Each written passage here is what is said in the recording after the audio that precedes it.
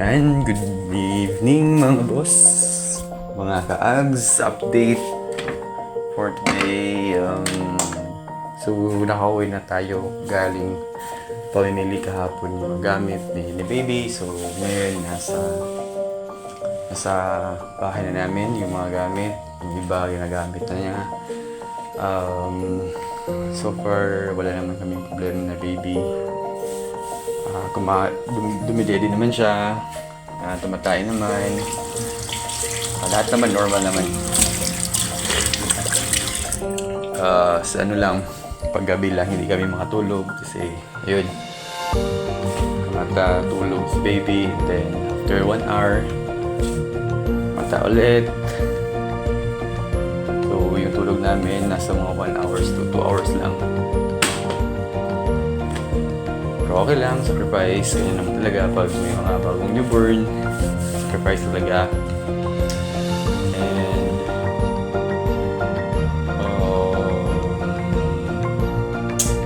minsan hirap din kasi yun, sis yung wife ko, so alalay muna. Sakit pa yung mga sugat niya, yung tahi niya, especially sa likod. Pero okay lang. After 1 month, siguro ma-recover na yung mga pains. And then, okay naman siya so far. Nakakapalili naman siya ni baby sa breastfeed. Sometimes, nagbabattlefield kami kasi medyo hindi talaga kaya ni misis yung palaging breastfeeds baby. Medyo masakit yung kanyang sugat, yung tahi niya.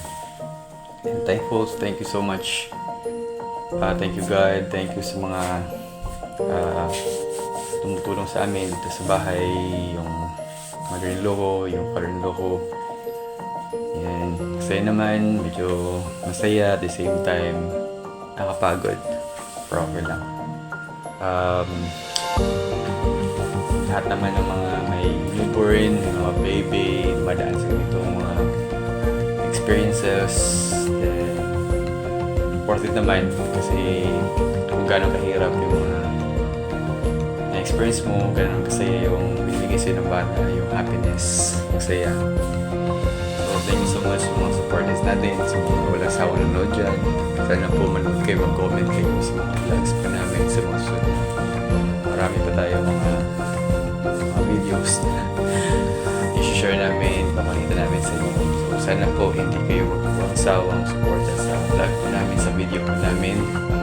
And see you soon next pa namin ng video. Thank you so much again and good evening.